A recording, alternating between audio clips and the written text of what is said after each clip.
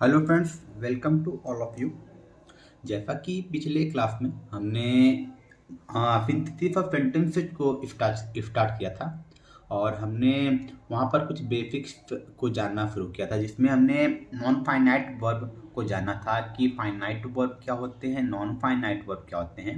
और हमने finite verb के काइंड्स को समझा था कि फाइनाइट वर्ब्स तीन प्रकार के होते हैं, पार्टिसिपल्स, इन्फिनेटिव और जेरंट। जिसमें हमने ये भी जाना था कि जो पार्टिसिपल्स होते हैं वो तीन प्रकार के होते हैं, प्रेजेंट पार्टिसिपल, पास्ट पार्टिसिपल और परफेक्ट पार्टिसिपल। जिसमें मैंने प्रेजेंट पार्टिसिपल के बारे में पूरा डेफिनेशन, कैसे उसको वाक्य में आने पर पहचान करेंगे, कैसे उसको ट्रांसफॉर्म करेंगे, अर्थात कैसे हम लोग प्रेजेंट पार्टिसिपल का फॉर्मेशन करेंगे, ये सारी चीज़ें मैंने पिछले वीडियो में बता दिया था।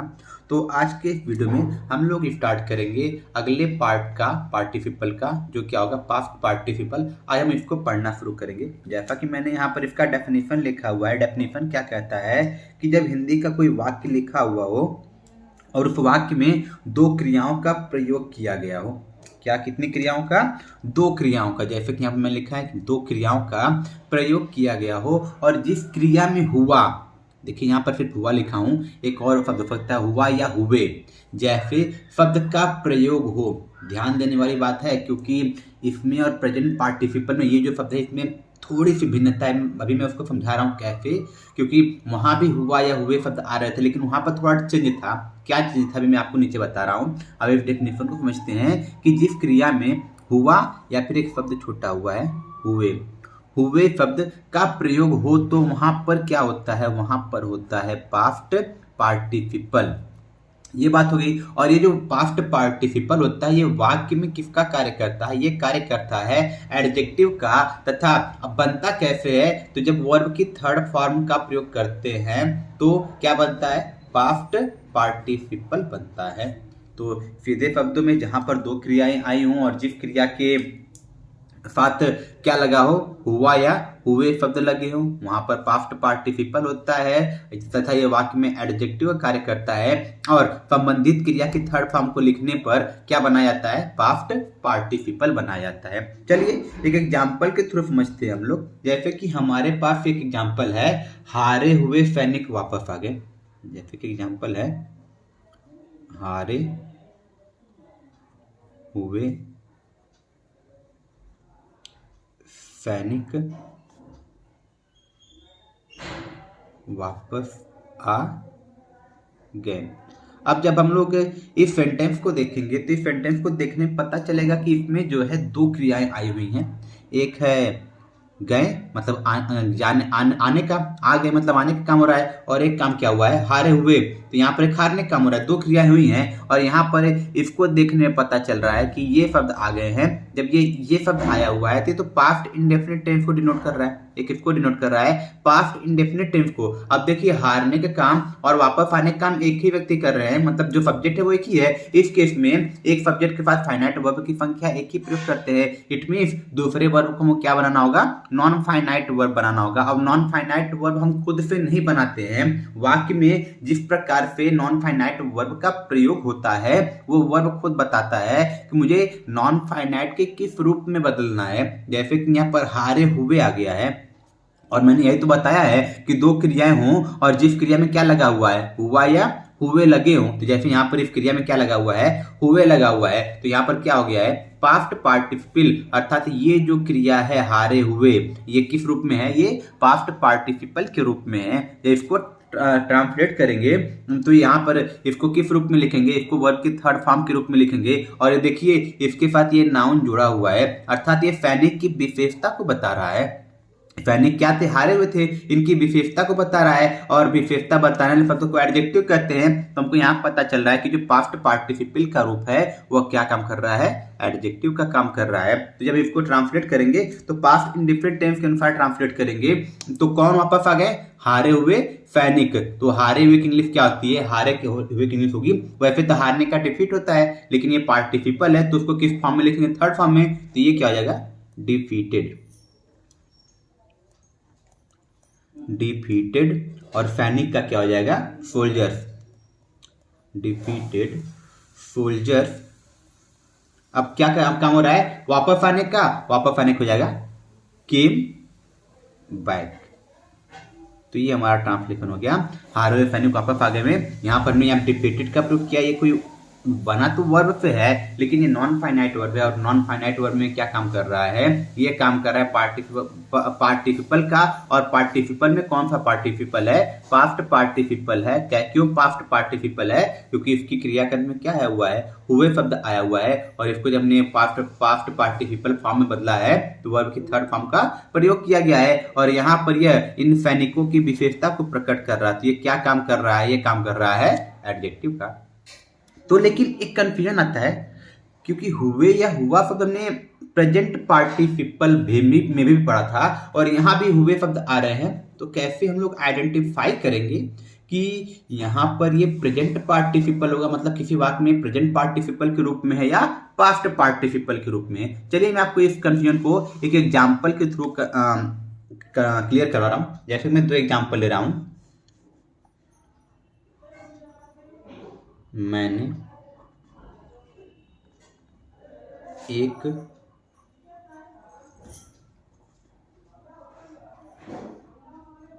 जलता हुआ मकान देखा। मैंने एक जलता हुआ मकान देखा। एक एग्जाम्पल हमारे पास ये है। एक और एग्जाम्पल मैं लिख रहा हूं। मैंने एक जला हुआ मकान देखा। तो अब इन दोनों सेंटेंसेस को थोड़ा थोड़ा गौर से देखिएगा। अब कहने को तो हुआ शब्द यहां भी है, हुआ शब्द यहां भी है, तो ये डेफिनेशन कह रहा है कि पार्टिसिपल तो होना चाहिए, पास्ट पार्टिसिपल। बट ध्यान दीजिएगा, यहाँ पर बोला गया है जला हुआ, मतलब यहाँ पर ता शब्द नहीं है, यहाँ पर क्रिया के तुरंत बाद हुआ शब्द आ गया है। लेकिन यहाँ पर देखेंगे तो यहाँ पर क्या लिखा गया है, जलता हुआ, मतलब ता हुआ शब्द आ गया है। और मैंने जब प्रेजेंट पार्टिसिपल बताया था तो मैंने बोला था कि क्रिया के अंत में ता हुआ या ते हुए शब्द आएंगे, और यहाँ पर सिर्फ और सिर्फ क्या होगा, हुआ या हुए शब्द आएंगे। तो यहाँ पर देखिए हुआ शब्द आया हुआ है, और यहाँ पर क्या आया हुआ है, जलता हुआ। और मैंने एक चीज और बताया था, जब प्रेजेंट पार्टिसिपल होगा तो जो दोनों कार्य होंगे वो एक साथ होंगे। अर्थात मैंने जब घर देखा है, जलता हुआ अर्थात जो घर था वो जल रहा था, वो क्या था, जल रहा था। अर्थात जलने का काम और देखने का काम एक साथ घटित हुआ है, दोनों कार्य एक साथ हुए हैं। और जब यहाँ पर देखेंगे, मैंने जला हुआ मकान देखा, मतलब जब मैंने देखा था तो मकान जो जलने का प्रोसेस था वो हो चुका था, अर्थात जो मकान था वो जल चुका था, अर्थात यहाँ पर कार्य का होना खत्म पाया जाएगा। तो यहाँ से हमको पास्ट पार्टिसिपल के बारे में एक और बात पता चली कि जो पास्ट पार्टिसिपल होता है वो उसमें कार्य का खत्म होना पाया जाता है। जब प्रेजेंट पार्टिसिपल होता है दोनों कार्यों का एक साथ होना पाया जाता है। तो यहाँ मकान जल भी रहा है, जलते हुए मैंने देखा है, तो दोनों काम एक साथ हुए हैं। लेकिन जब यहाँ पर देखने का काम खत्म हुआ तो मकान क्या हो गया था, जला हुआ था, अर्थात जलने का काम खत्म हो चुका था, अर्थात उसके प्रेजेंट कार्य पर कोई प्रभाव नहीं पड़ा, अर्थात अब ये कोई प्रभाव नहीं छोड़ेगा। तो जब इसको ट्रांसलेट करेंगे तो पहले वाक्य का ट्रांसलेशन प्रेजेंट पार्टिसिपल के अकॉर्डिंग करेंगे, क्योंकि दोनों कार्यों का एक साथ होना पाया जा रहा है, और यहाँ पर ता हुआ आया हुआ है। और जब इसको ट्रांसलेट करेंगे, आई सब्जेक्ट है, काम हो रहा है देखने का, पास्ट इंडेफिनिट टेंस, तो आई सा क्या देखा है, जलता हुआ घर, अ बर्निंग हाउस, अ बर्निंग हाउस। लेकिन जब बात इस सेंटेंस को ट्रांसलेट करने की होगी तो यहाँ पर जलने काम खत्म हो चुका है, तो और यहाँ पर सिर्फ और सिर्फ हुआ शब्द आया हुआ है। जब सिर्फ और सिर्फ हुआ शब्द आया हुआ है तो यहाँ पर कौन सा पार्टिसिपल बनेगा, यहाँ बनेगा पास्ट पार्टिसिपल। तो इसका ट्रांसलेशन हो जाएगा आई सा अ बर्न्ट हाउस, आई सा अ बर्न्ट हाउस। तो इस प्रकार से ये रहा प्रेजेंट पार्टिसिपल और पास्ट पार्टिसिपल में डिफरेंस, अंतर। तो आई होप अब आपको प्रेजेंट पार्टिसिपल और पास्ट पार्टिसिपल का डिफरेंस भी पता चला गया होगा, और पास्ट पार्टिसिपल क्या होता है, उसकी पहचान क्या होती है, आप ये भी जान गए होंगे। तो अब हम आगे बढ़ते हैं पार्टिसिपल के आखिरी काइंड की तरफ, जो क्या था, जो लास्ट काइंड पार्टिसिपल का वो है perfect participle, perfect participle. Participle. तो परफेक्ट पार्टिसिपल क्या होता है, उसके डेफिनेशन क्या होता है, वो मैं आपको बता देता हूँ कि कैसे पहचानेंगे परफेक्ट पार्टिसिपल क्या होता है। तो परफेक्ट पार्टिसिपल जो होता है, यहाँ पर भी कार्य का होना, दो कार्यों का होना पाया जाएगा, लेकिन जिस क्रिया के अंत में, के बाद या के पश्चात शब्द का प्रयोग हुआ होगा, तो वहां पर होता है प्रेजेंट परफेक्ट पार्टिसिपल। और परफेक्ट पार्टिसिपल बनता कैसे? परफेक्ट पार्टिसिपल बनता है हैविंग के साथ वर्ब की थर्ड फॉर्म का प्रयोग करने से। और ये एक्टिव वॉइस के लिए होता है, लेकिन जब पैसिव वॉइस में परफेक्ट पार्टिसिपल होता है तो वहां पर क्या लगाते हैं? हैविंग बीन, मतलब हैविंग के साथ बीन लगा देंगे और वर्ब के थर्ड फॉर्म का प्रयोग करेंगे, तब क्या बनेगा? Perfect participle. किस वॉइस में? पैसिव वॉइस में। ये होता है एक्टिव वॉइस के लिए, और ये क्या होता है? ये होता है पैसिव वॉइस के लिए। इसी तरह पास्ट पार्टिसिपल जब सिर्फ वर्ब के थर्ड फॉर्म के रूप में आता है तो वो एक्टिव वॉइस होता है, लेकिन बीइंग प्लस वर्ब के थर्ड फॉर्म के रूप में जब आता है तो वो बनता है पैसिव वॉइस। तो आगे भी चीजों को बताया जाएगा। तो चलिए अब इसके डेफिनेशन को मैं यहाँ पर लिख देता हूँ। तो जैसा कि यहाँ पर बताया गया है परफेक्ट पार्टिसिपल के बारे में, कि हिंदी के जिन वाक्यों में दो क्रियाओं का प्रयोग किया गया है, कितनी क्रियाओं का?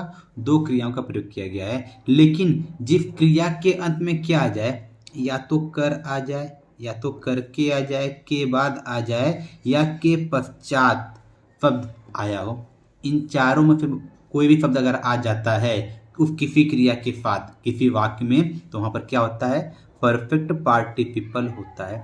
अगर आपने प्रेजेंट पार्टिसिपल प्रॉपर तरीके से पढ़ा होगा तो आपको पता होगा कि प्रेजेंट पार्टिसिपल में भी कर शब्द आता है।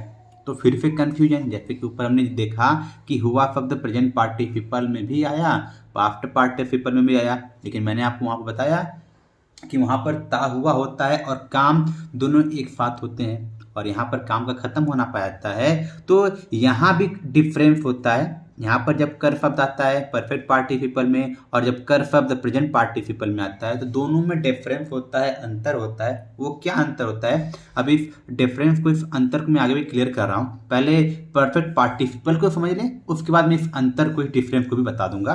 तो पहले जान लेते हैं कि जिस क्रिया के अंत में क्या आ जाए? कर आ जाए, करके आ जाए, के बाद आ जाए, या के पश्चात शब्द आया हो, तो वहां पर क्या होगा?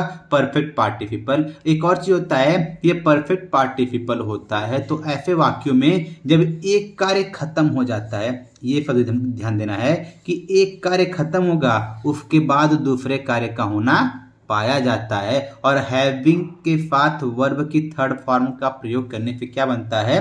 परफेक्ट पार्टिसिपल बनता है, जो कि मैंने यहाँ पर बता दिया था। एक्टिव वॉइस में हैविंग के साथ वर्ब की थर्ड फॉर्म, और पैसिव वॉइस में हैविंग बीन के साथ वर्ब की थर्ड फॉर्म का प्रयोग करने से परफेक्ट पार्टिसिपल बनता है। तो चलिए इसको कुछ एग्जाम्पल के थ्रू समझते हैं, तो हमको ये डेफिनेशन ज़्यादा क्लैरिफाई आएगा। जैसे कि यहाँ पर मैंने कुछ एग्जाम्पल लिए हुए हैं। हमारे पास एक एग्जाम्पल है, पत्र लिखने के बाद उसने इसे डाक में डाल दिया। तो देखिए यहाँ पर दो कार्य हो रहे हैं, एक डाक में डालने का और एक लिखने का। तो यहाँ पर दिया या शब्द आ गया है, तो ये तो पास्ट इंडेफिनिट टेंस की पहचान को डिनोट कर रहा है, तो ये पास्ट इंडेफिनिट टेंस हो गया है। अब इस दूसरे क्रिया को देखते हैं। यहाँ पर लिखने के बाद, तो यहाँ पर किस शब्द का प्रयोग किया गया है? के बाद शब्द का प्रयोग किया गया है। अभी जस्ट मैंने बताया कि के बाद, के पश्चात कर या कर के शब्द आएंगे तो वहां पर क्या हो जाएगा? पास्ट पार्टिसिपल हो जाएगा। तो जिस प्रकार हम लोग जब प्रेजेंट पार्टिसिपल को ट्रांसलेट कर रहे थे, प्रेजेंट पार्टिसिपल वाले वाक्य को, तो वहां पर हम लोग पार्टिसिपल फ्रेज को पहले ट्रांसलेट कर रहे थे। तो देखिए डाक में डालने का काम कौन कर रहा है? किसने किया? तो उसने किया है। तो उसने के पहले का ये जो फ्रेज बन रहा है, वाक्यांश बन रहा है, ये पार्टिसिपल फ्रेज है। तो इस पार्टिसिपल फ्रेज को पहले लिखा जाएगा, और उस केस में सबसे पहले क्या लिखते हैं? हैविंग लिखेंगे, उसके बाद वर्ब की थर्ड फॉर्म का प्रयोग करेंगे। तो हैविंग लिखेंगे, तो ये हो गया हैविंग, और वर्ब की थर्ड फॉर्म काम रहा लिखने का, लिखने की इंग्लिश होती है राइट, और राइट का थर्ड फॉर्म क्या होता है? रिटेन। तो ये हो जाएगा हैविंग रिटेन। हैविंग रिटेन क्या लिखा है? पत्र, a letter, having written a letter.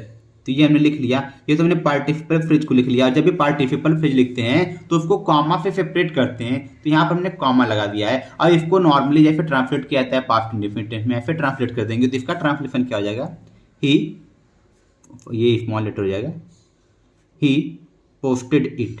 He posted it. तो ये रहा इफ गिवन सेंटेंस का ट्रांसलेशन, जहां पर दो क्रियाएं थी और एक क्रिया के अंत में क्या आ गया था, के बाद शब्द आ गया था, तो वहां पर क्या बन जाएगा, वहां पर बन जाएगा परफेक्ट पार्टिसिपल। और परफेक्ट पार्टिसिपल बन गया है तो फिर हम लोग यहाँ पर क्या प्रयोग किए हैं, हैविंग प्लस वर्ब की थर्ड फॉर्म हैविंग रिटेन, और उसके बाद पत्र की इंग्लिश लिखे हैं, और बाकी जो इफा था इसको नॉर्मली पास्ट इंडिफिनिट टेंस की तरह ट्रांसलेट कर दिए हैं। तो आई होप आपको ये समझ में आया होगा। चलिए, अगर नहीं समझ में आया, थोड़े बहुत कंफ्यूजन है, तो उसको अगले एग्जाम्पल के थ्रू खत्म करते हैं। तो यहाँ पर देखते हैं, अपना कार्य समाप्त करके वह सो गया। तो अभी देखिए यहाँ पर जैसे कि लिखने बाद उसने डाक में डाला है, मतलब लिखने काम खत्म हो गया था, उसके बाद डाक में डाला गया है। तो यहाँ पर देखेंगे, यहाँ पर फिर से दो काम है, एक सोने का और एक कार्य समाप्त करने का।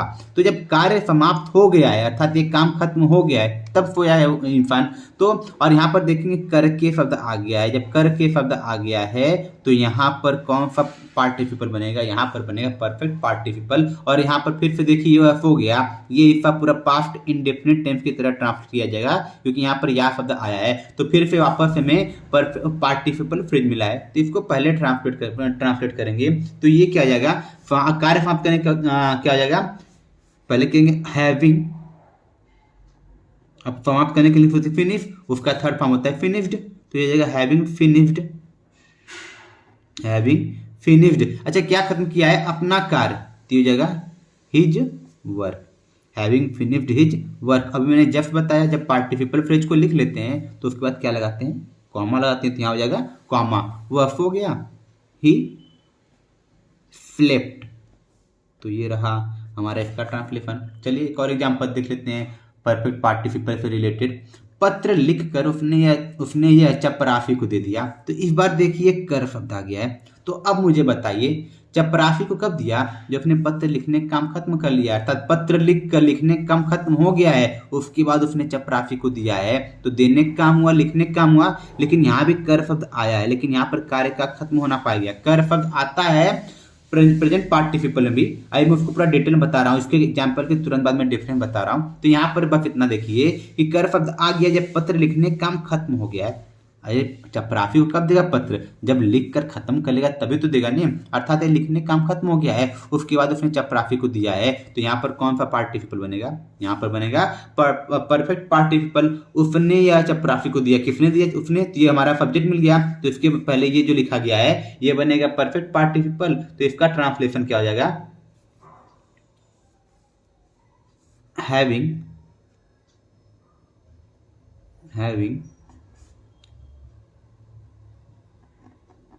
written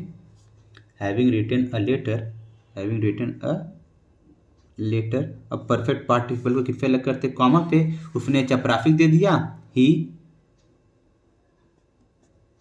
gave it to the peon. तो इस प्रकार से हो गया। अब चलिए जिस बात की सबसे ज़्यादा हम लोग वेट कर रहे थे, इंतजार कर रहे थे, जो कंफ्यूजन था कि कर शब्द प्रेजेंट पार्टिसिपल में भी आ रहा है, कर शब्द पास्ट परफेक्ट पार्टिसिपल में भी आ रहा है, तो कैसे हम लोग पता करेंगे कि कब वो प्रेजेंट पार्टिसिपल होगा, कब वो परफेक्ट पार्टिसिपल होगा। तो अगला हमारा जो हेडिंग होगा वो हमारा हेडिंग यही है, difference between present participle and past participle. तो इसको मुझे इसका डेफिनेशन लिखने की जरूरत नहीं है, यहाँ पर मैं दो एग्जांपल लिख रहा हूँ, उन दो एग्जांपल के थ्रू मैं अभी आपको इजीली इनके बीच में डिस्टिंग्विश करना, भिन्नता बताना सिखा दूंगा। जैसे कि मैं एक एग्जांपल लिख रहा हूँ,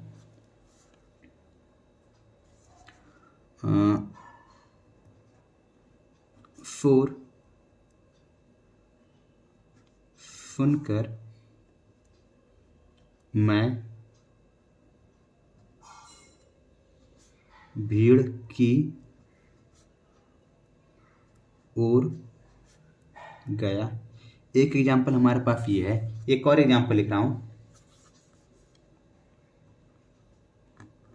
मेला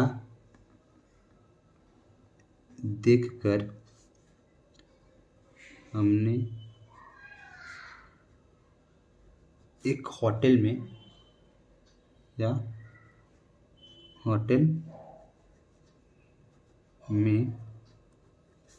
खाना खाया। ये हमारे पास दो एग्जाम्पल है।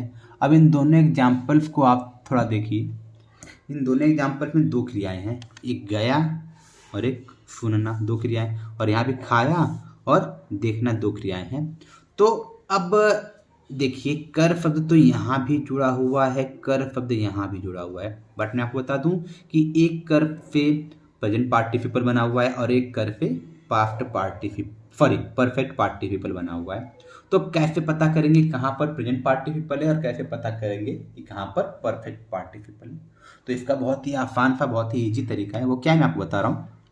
चलिए पहले एग्जाम्पल देते हैं। शोर सुनकर मैं भीड़ क्यों गया, मतलब जैसे ही मैंने शोर को सुना है तभी मैं भीड़ क्यों गया हूँ, अर्थात यहाँ पर दोनों कार्यों का एक साथ होना पाया गया है। शोर सुनकर ही मतलब जैसे ही शोर को सुना गया मैं भीड़ की ओर चला गया, तो दोनों काम एक साथ हो रहे हैं। लेकिन मेला देखकर हमने एक होटल में खाना खाया, अर्थात मेला देखने के बाद हमने एक और होटल में खाना खाया है। यहाँ पर देखने का कार्य खत्म हो गया है, उसके बाद मेला देखकर वो जा चुके हैं, जाने के बाद उन्होंने खाना खाया है। लेकिन यहाँ पर शोर को जैसे ही सुना है उस शोर की और मैं चला गया, तो अर्थात यहाँ पर कार्य का एक साथ होना पाया जा रहा है, लेकिन यहाँ पर कार्य के खत्म होने के बाद दूसरे कार्य का होना पाया जा रहा है। तो डेफिनेशन भी यही कहता है प्रेजेंट पार्टिसिपल का कि जब प्रेजेंट पार्टिसिपल होता है तो दोनों कार्यों का एक साथ घटित होना पाया जाता है, और जहाँ पर परफेक्ट पार्टिसिपल होता है वहाँ एक कार्य के खत्म होने के बाद दूसरा कार्य होता है। तो यहाँ पर दोनों कार्य एक साथ हो रहे हैं, तो यहाँ पर ये किस रूप में हो जाएगा, ये हो जाएगा प्रेजेंट पार्टिसिपल के रूप में। लेकिन यहाँ पर देखने के बाद खाना खाया गया है, तो यहाँ पर कौन पार्टिसिपल बनेगा, यहाँ पर बनेगा पास्ट पार्टिसिपल। अब जब इसको ट्रांसलेट करेंगे तो इसका ट्रांसलेशन करेंगे प्रेजेंट पार्टिसिपल के अकॉर्डिंग और इस वाक्य का ट्रांसलेशन करेंगे पास्ट पार्टिसिपल के अकॉर्डिंग। तो पहले पार्टिसिपल फ्रेज को ट्रांसलेट किया जाएगा, तो ये क्या जाएगा, hearing the noise, hearing the noise, और पास्ट पार्टिसिपल को अलग करते हैं कॉमा से, और इसके बाद क्या है, मैं भीड़ की ओर गया, I went towards the crowd. तो ये हो गया पहले वाक्य का ट्रांसलेशन, जहां पर हमने कर शब्द आने पर उसको किस तरह ट्रीट किया है, प्रेजेंट पार्टिसिपल की तरह ट्रीट किया है। क्यों किया है अब शायद आपको समझ में आ गया होगा। अब यहाँ पर देखते हैं, मेला देखकर हमने एक होटल में खाना खाया। तो अब यहाँ पर हम लोग देखेंगे मेला देखकर हमने एक होटल में खाना खाया है, तो इस केस में हमको क्या पता चल रहा है कि देखने के बाद खाना खाया गया, मतलब खाना खाने का कम हुआ है, जब देखने का काम खत्म हो चुका है। तो ये कौन सा पार्टिसिपल बनेगा, परफेक्ट पार्टिसिपल। तो ये क्या हो जाएगा, हैविंग विजिटेड द फेयर। यहाँ पर देखने का मतलब होगा विजिट करने से, तो having visited the fair, comma से सेपरेट करेंगे और आगे क्या लिखेंगे, हमने होटल में खाना खाया, वी खाने के लिए होती है ईट, इसकी third form third eaten, we eaten food, कहाँ पर खाया है, होटल में, in the hotel, in a hotel. तो इस प्रकार से हमने यहाँ पर इसको ट्रांसलेट कर लिया है परफेक्ट पार्टिसिपल के अकॉर्डिंग। आई होप अब आपको प्रेजेंट पार्टिसिपल और परफेक्ट पार्टिसिपल में कोई कंफ्यूजन नहीं रहा होगा। तो इसी के साथ मैं आज पार्टिसिपल से रिलेटेड टॉपिक वाले वीडियो को समाप्त करता हूँ। नेक्स्ट टॉपिक में नॉन फाइनाइट के जो बचे हुए दो कॉन्सेप्ट हैं, इन्फिनिटी और जिरंड, उनके वीडियोज को लेकर आऊँगा, उनको बहुत ही इजीली समझाने का कोशिश करूँगा। आई होप आपको वो वीडियो पसंद आएगा। आप अगर ये वीडियो आपको पसंद आया है, अच्छा लगा है, तो इसको लाइक और सब्सक्राइब जरूर कीजिए और इसको शेयर कीजिए। इसी के बाद आज के लिए धन्यवाद, thank you, tata bye bye.